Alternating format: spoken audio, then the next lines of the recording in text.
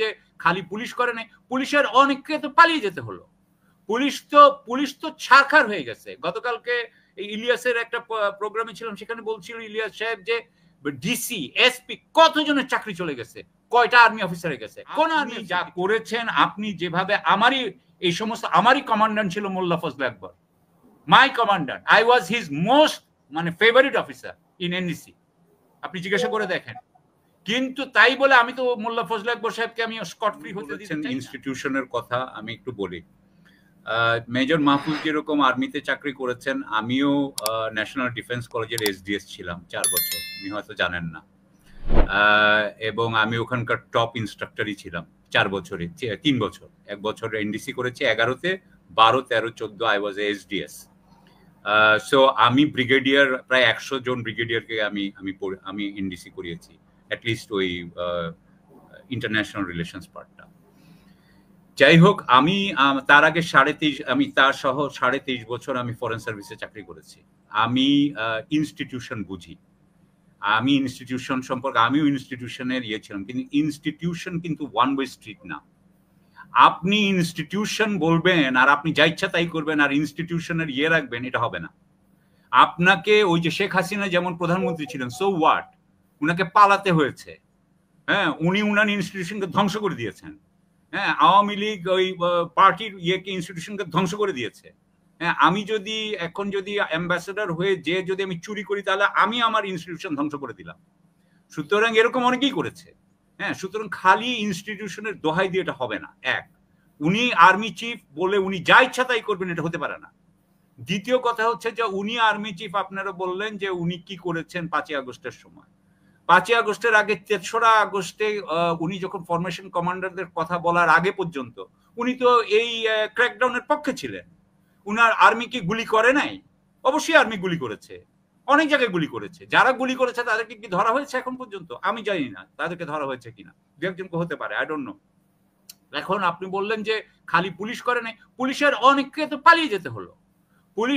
Police তো ছারখার হয়ে গেছে। গতকালকে ইলিয়াসের একটা প্রোগ্রামে ছিলাম, সেখানে বলছিল ইলিয়াস সাহেব যে ডিসি এসপি কতজনের চাকরি চলে গেছে, কয়টা আর্মি অফিসারে গেছে। কোন আর্মি অফিসার কিচ্ছু হয়নি। এবং আমি বলতেছি সিনিয়রদের কথা, আমি জুনিয়রদের কথা বলতেছি না। আরেকটা কথা হচ্ছে যে 3রা, আমার যতদূর মনে পড়ে 3রা আগস্ট উনি একটা ফরমেশন কমান্ডারদের সাথে একটা মিটিং হয় উনার, এটা হয় বোধহয় অনলাইনে।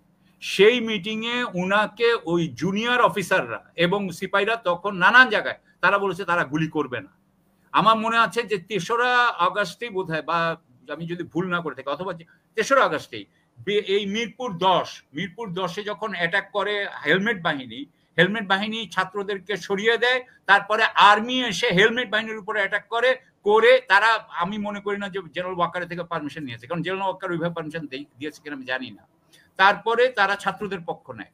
4 তারিখে না 5 তারিখ সকালবেলা আমি দেখতে পাই একটা, আমার কাছে একটা আসে, যে সেটা হচ্ছে যে 4 তারিখ রাত্রে 12টার সময় ওনারা ডিসিশন নিয়েছেন যে আর্মি সাধারণ শিক্ষার্থীদের পক্ষে থাকবে এবং হেলমেট বাহিনীকে দেখলে তারা গুলি করবে।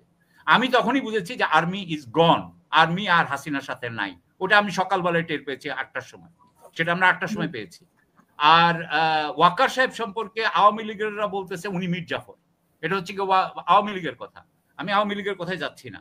সো আমার এটা হইলো যে ওয়াকার সাহেবের সম্পর্কে আমি প্রথমেই বলেছি, এটা আমি ব্যক্তিগতভাবে তাকে অ্যাটাক করার জন্য বলি নাই, আমি তাকে বলেছি he is the army chief হিসাবে উনার কাজকর্ম সমালোচনা করার অধিকার আমার আছে। হ্যাঁ, এবং সেই হিসাবে আমি করেছি। এবং আমার কথা হচ্ছে আপনি যা করেছেন, আপনি যেভাবে আমারই কমান্ডান্ট ছিল Molla Fazle Akbar, my commandant, I was his most favourite officer in NDC, আপনি জিজ্ঞাসা করে দেখেন। কিন্তু তাই বলে আমি তো মোল্লা ফজলে আকবর সাহেবকে আমি স্কট ফ্রি হতে দিতে চাই না। আমার কথা হচ্ছে যে জেনারেল আকবর বলেন, আমার ছোট ভাই ফৌজদারহাটের, হ্যাঁ, সেও তো চলে গেছে, সেও দিল্লিতে। আমার কথা হচ্ছে যে আমারই ভাইদেরকে আপনি বাঁচিয়েছেন, কিন্তু আমি সেই হিসাবে আপনাকে আমি ওইটার জন্যও ধরবো, এই কারণে it is a matter of principal. আমি যদি প্রিন্সিপাল না বুঝি, তাহলে আমি কি ইনস্টিটিউশন হেড হইলাম? কি ইনস্টিটিউশন হেড হয়েছি আমি? আমাদের দেশ সব চলে এক্সপিডিয়েন্সির উপরে, কোনো প্রিন্সিপাল নাই। এইটাই হচ্ছে আমাদের সমস্যা। এই জন্য আমরা নতুন বাংলাদেশ করতে চাই, যেখানে এই ধরনের আর্মি চিফ এভাবে অ্যাক্টিং করবে না। At least that's what I would like to do. I would like to think. Thank you. R